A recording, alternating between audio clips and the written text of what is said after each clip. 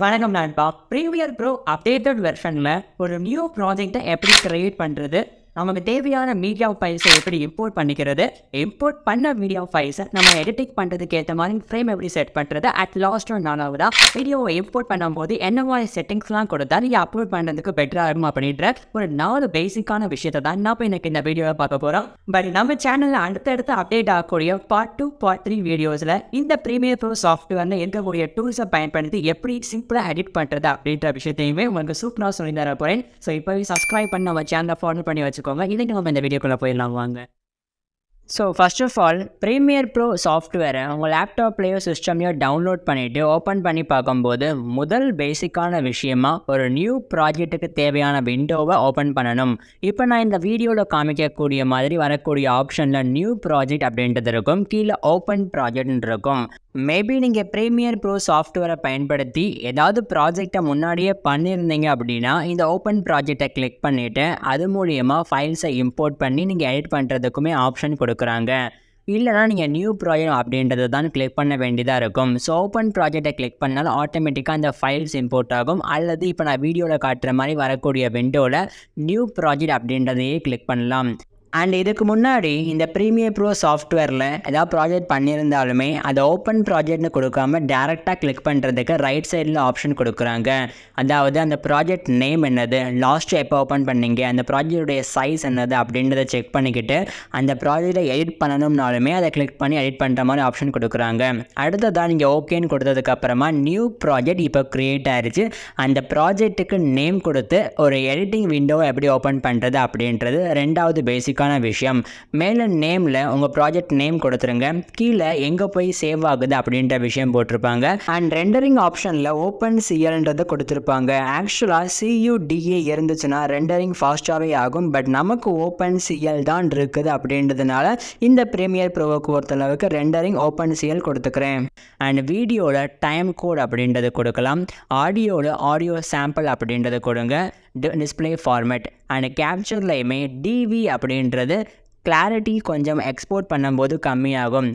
இல்லை நீங்கள் பெரிய ப்ராஜெக்ட் பண்ணுறீங்க, ரொம்ப கிளாரிட்டியோடு அந்த ப்ராஜெக்ட் வரணும் அப்படின்னு ஆசைப்பட்டீங்கன்னா டிவியை கிளிக் பண்ணும்போது கீழே HDV அப்படின்ற ஆப்ஷனும் இருக்கும், அது நீங்கள் கிளிக் பண்ணிக்கலாம். பட் MP அதிகமாக வரும், சைஸ் அதிகமாக வரும் அப்படின்றதுனால நான் நார்மலாக டிவி அப்படின்றத செலக்ட் பண்ணிக்கிட்டு இல்லை நான் ஓகேன்னு கொடுத்தேன்னா ஆட்டோமேட்டிக்காக இந்த ப்ரீமியர் ப்ரோ பொறுத்தளவுக்கு ஒரு புது ப்ராஜெக்ட் க்ரியேட் ஆகிடுச்சு. ஸோ ரெண்டு பேசிக்கான விஷயங்களை பார்த்துருக்கோம். ஒரு நியூ ப்ராஜெக்டை எப்படி க்ரியேட் பண்ணுறது, அதுக்கு எப்படி செட்டிங்ஸை மேக் பண்ணுறது. ஸோ இந்த விண்டோ ப்ரீமியர் ப்ரோ உங்களுக்கு ஓப்பன் ஆனதுக்கு அப்புறமா லெஃப்ட் சைடில் இம்போர்ட் ஃபைல்ஸ்ன்னு இருக்கு இல்லையா, அந்த இடத்துல தான் உங்களுக்கு தேவையான ஃபைல்ஸை ஃபர்ஸ்ட் ஆஃப் ஆல் இம்போர்ட் பண்ண போகிறோம். டாக்குமெண்ட்ஸ் ஆர் வீடியோக்குள்ளே போயிட்டு உங்களுக்கு எந்த வீடியோ வேணுமோ அதை ஜஸ்ட் ட்ராக் அண்ட் ட்ராப் பண்ணிவிட்டு அந்த இம்போர்ட் ஃபைல்ஸ் லெஃப்ட் சைடில் கொண்டு வந்து நீங்கள் ட்ராக் பண்ணாலே ஆட்டோமேட்டிக்காக அந்த ஃபைல்ஸ் ப்ரீமியர் ப்ரோவை பொறுத்தளவுக்கு வித்தின் கப்புள் ஆஃப் செகண்ட்லேயே உங்களுக்கு இம்போர்ட் ஆயிரும்.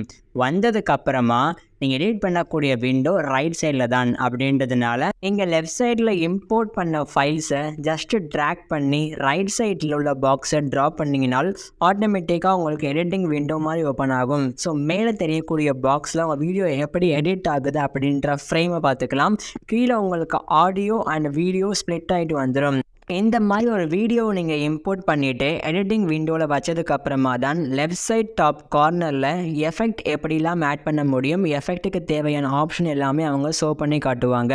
ஸோ லெஃப்ட் சைட் பாக்ஸில் எஃபெக்ட்ஸ்லாம் தெரியும், நீங்கள் என்ன ஆப்ஷனை சூஸ் பண்ணுறீங்களோ அதை பார்த்துக்கலாம். கீழே ஒரு ஃபைல் உங்களுக்கு இம்போர்ட் ஆகிருக்கும், அந்த ஃபைலை ட்ராக் பண்ணிவிட்டு இந்த பக்கம் எடிட்டிங் விண்டோவில் ட்ரா பண்ணும்போது ஆட்டோமேட்டிக்காக உங்களுக்கு எடிட்டிங் பண்ணுற சூப்பரான ஃபெசிலிட்டிஸை ப்ரொவைட் பண்ணுறாங்க. அதே மாதிரி ஆடியோ அண்ட் வீடியோ ஃபைல்ஸ் நீங்கள் எலாபரேட் பண்ணும்போது ஆட்டோமேட்டிக்காக எங்கே கட் வைக்கணும், எங்கே ஆடியோ ஆரம்பிக்குது, எங்கே வீடியோ ஆரம்பிக்குது அப்படின்ற விஷயத்தை சிம்பிளாக பார்த்துக்கலாம்.